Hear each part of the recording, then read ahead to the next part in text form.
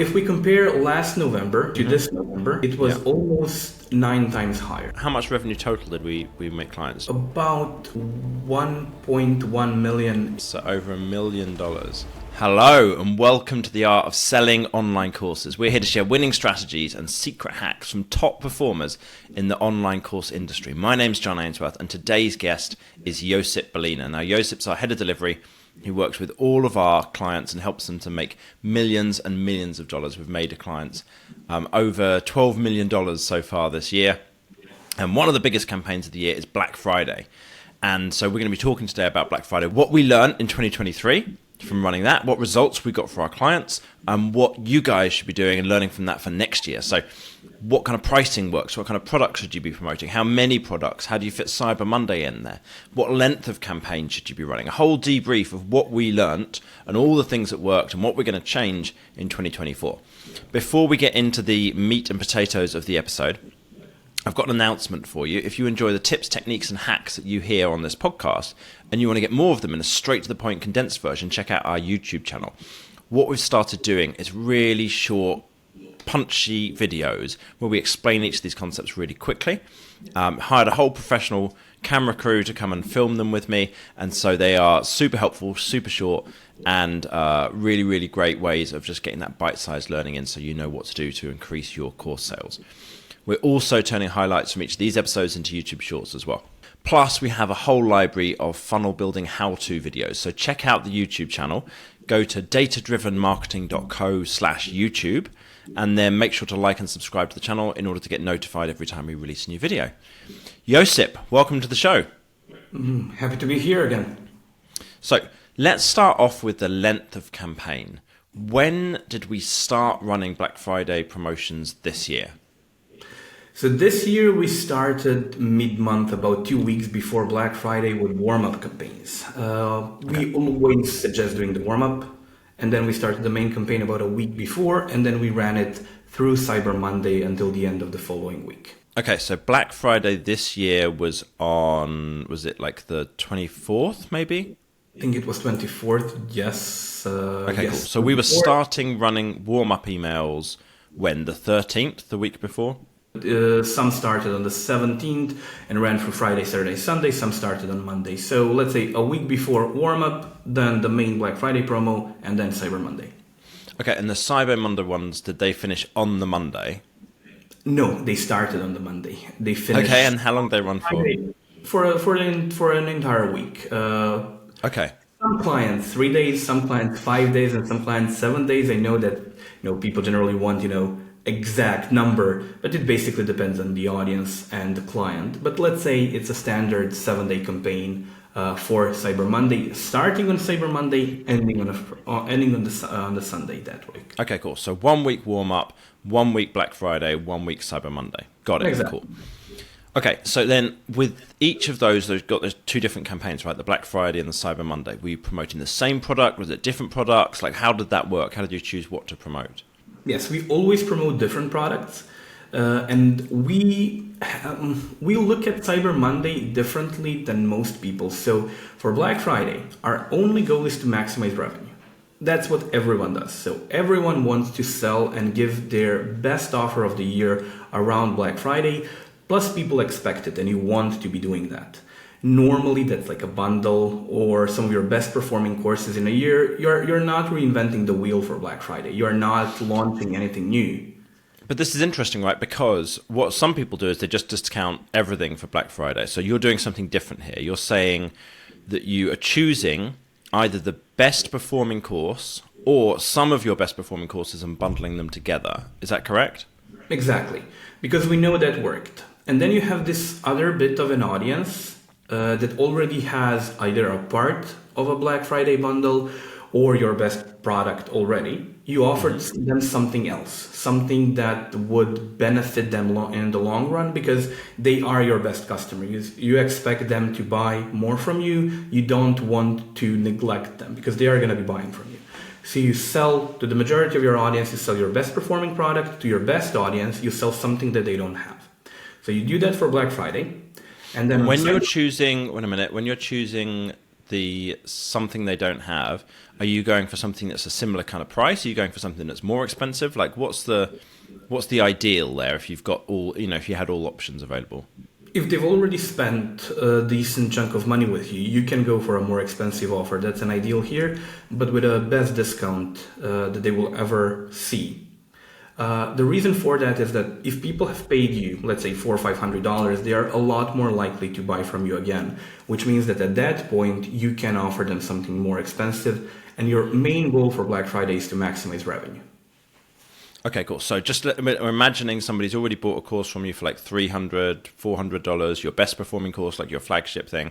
You then might offer them something else if you've got it that's then more expensive, like $1,000, $2,000. Like what would be the ideal price point? Let's say someone bought your flagship product for $500, then a Black Friday specific offer just for them would be somewhere in between $250 to $500. At that point, you don't want to go to like $1,000.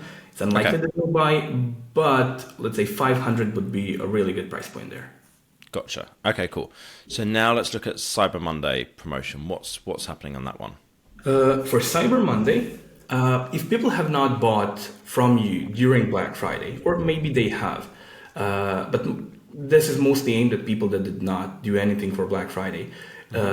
So we said Black Friday, the deal is to maximize revenue. For Cyber Monday is to get as much money as you can, but also get as many buyers as you can, because they will be buying from you later. So smaller offer, maybe even you can look at that as a downsell period after Black Friday. So if you promoted something, let's say a bundle that was $397 for Black Friday, maybe module 1 from that bundle for $97 would be a good Cyber Monday offer. Or that, and then you add a site-wide discount the last 2 or 3 days, because you don't want people to have to people that will have to think about what they want. No one exactly knows what they want. If you tell them what they need, they will get it. So basically, you start Black Friday very targeted. You know the offer. You need this. You need that. You follow through to Cyber Monday. You start with a downsell to the Black Friday offer, something less expensive. And then maybe in the last few days of the campaign, you also give them a site-wide option, because some people will want, to decide, okay, I want this, I want that, I want this. And then that way you maximize both the revenue and the number of buyers that you'll have. Gotcha. Okay, so Black Friday is your best performing product or a bundle of some of your best performing products. For the people who've already got it, you're offering them another thing, one of your other more expensive, not crazy price, not like double the price or quadruple, but like similar kind of price to what they already bought, maybe a little cheaper, $250 to $500, and you're giving them that at a discount. And then Cyber Monday, you've got a downsell basically to a cheaper product, maybe one of the courses from the bundle or something that's going to be like a cheaper thing for like 97-ish kind of price point. Then towards the end of the Cyber Monday week, you might also add in a site-wide thing. So like 2 or 3 days of, you could get anything on the whole site at a discount. Cool. Got it. Did I get all that right? Exactly. Great. What kind of discounts are you giving? Because is Black Friday a bigger discount than the rest of the year? Yes, it is. Normally we go from 20-30% discounts year round when we do email promotions, sometimes up to 50. For Black Friday, it's generally 50%, maybe even more.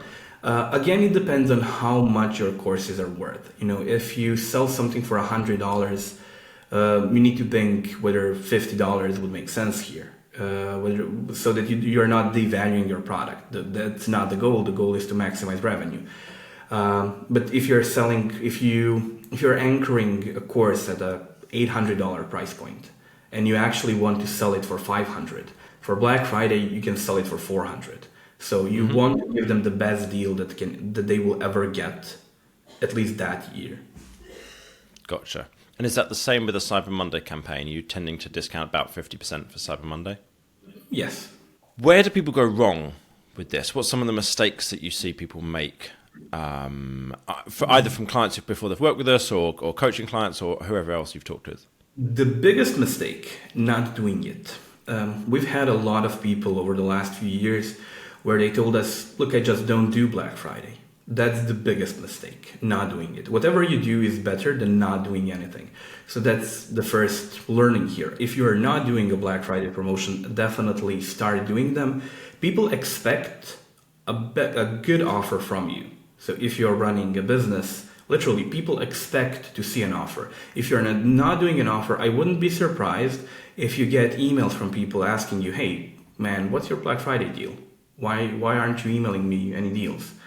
So that's the first mistake. The second one is not doing a proper warm-up and just going straight for, hey, here is an offer without a proper introduction. A good introduction to an offer that you do is one of the best things you can do for an email campaign. That's sometimes even more important than the campaign itself. I was talking to Kyle, one of our copywriters, the other day, and a few years ago, Kyle would say that the copy is what sells. Now he would tell you that the strategy is what sells, not necessarily the copy all that much. So a good strategy for selling is always going to win versus a good copy if you don't have a proper strategy in place.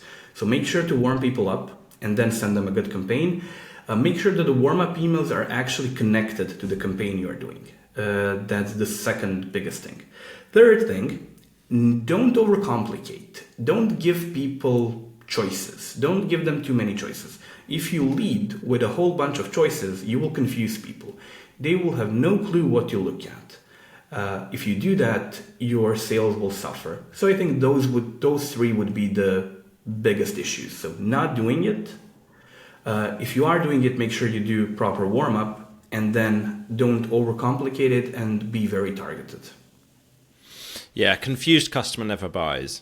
If someone's like, oh, I don't quite know, should I get this or that? I don't, and then just move on with their life. It's already hard enough to get somebody to understand what is the benefit, what's the features, how does this going to affect them for their life with one product. If you're trying to do it with three at the same time, it's just like, I don't know how you try and do that. It sounds like madness to me, but I know that a lot of people, that's kind of their approach. So what did we learn from this that is going to affect what we're going to do in 2024? So the biggest thing we learned is that Black Friday still works, and it works even better than before.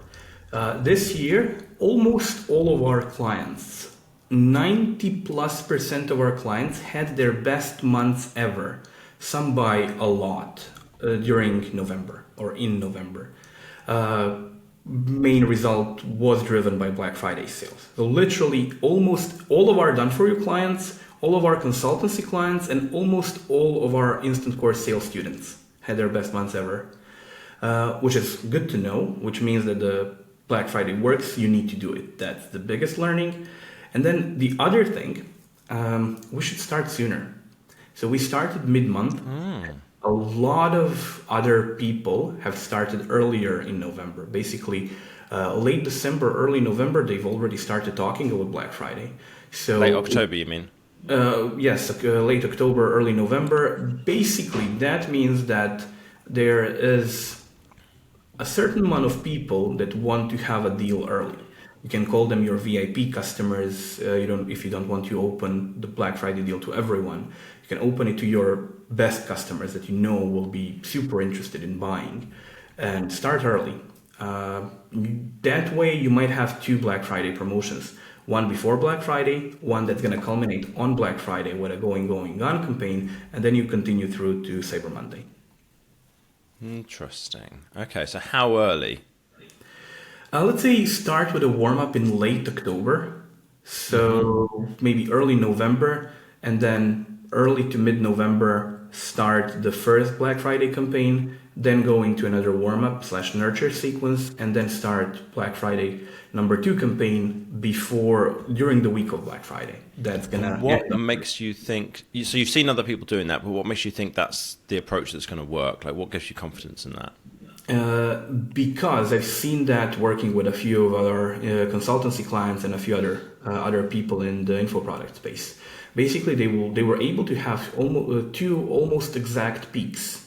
One in the week, one late October, early November, and one late November, which is a good opportunity to maybe increase your Black Friday or November revenue by maybe even 50%. You mentioned that most of our clients had their best, you said their best month of the year, was that?